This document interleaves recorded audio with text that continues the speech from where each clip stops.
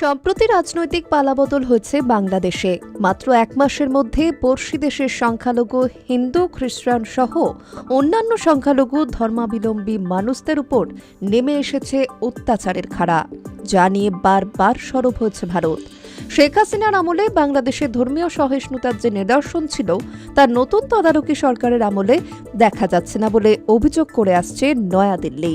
বাংলাদেশে বসবাসকারী হিন্দু সমাজ আক্রান্ত হওয়ার পর এবার প্রতিবাদে রাস্তায় নামছে। বিগত কয়েকদিন ধরে তারা ঢাকায় বিক্ষিপ্ত প্রতিবাদ কর্মসূচি পালন করছিলেন। এবার ৮ দফা দাবিতে বিপুল জমায়েত করে মশাল মিছিল করলেন সনাতন ধর্মাবলম্বীরা। আসন্ন দুর্গাপুজোয় ছুটি বৃদ্ধি ও সাম্প্রদায়িক হিংসায় জড়িতদের বিচার সহ ৮ দফা দাবিতে মশাল মিছিল করলেন সনাতন ধর্মাবলম্বীরা।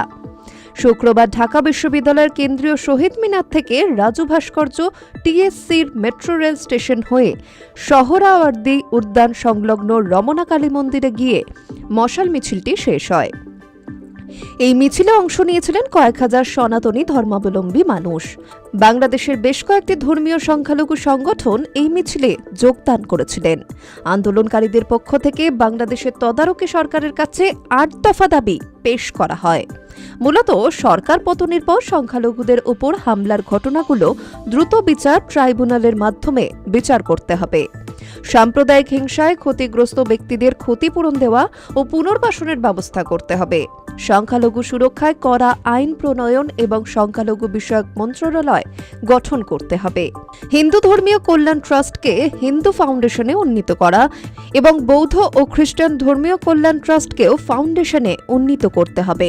পাশাপাশি দখল হয়ে যাওয়া দেবোত্তর সম্পত্তি পুনরুদ্ধার ও সংরক্ষণ আইন প্রণয়ন এবং অর্পিত সম্পত্তি প্রত্যর্পণ আইন যথাযথভাবে প্রণয়ন করতে হবে। আসন্ন দুর্গাপুজোর ছুটি বাড়িয়ে ৫ দিন করার দাবিও রয়েছে এই দাবি সনদে।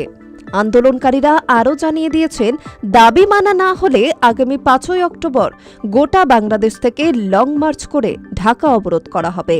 বাংলাদেশে পালাবদলের পর সে দেশের বিভিন্ন প্রান্তে সংখ্যালঘুদের উপর হামলা, মারধর, উপাসনালয়গুলিতে ভাঙচুরের প্রচুর ঘটনা ঘটেছে।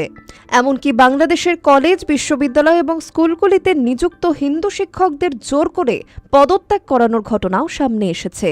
এদিন মিছিল থেকে সেই সমস্ত ঘটনা তীব্র নিন্দা করে দোষী শিক্ষার্থীদের দৃষ্টান্তমূলক শাস্তির দাবিও জানানো হয়।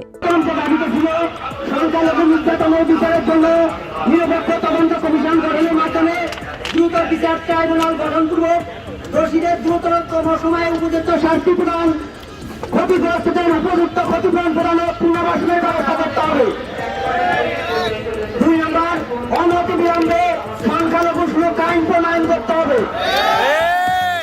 দ্বিতীয় নম্বর যে দাবিতে আমরা রেখেছিলাম, সংখ্যালঘু বিষয়ক মন্ত্রণালয় গঠন করতে হবে।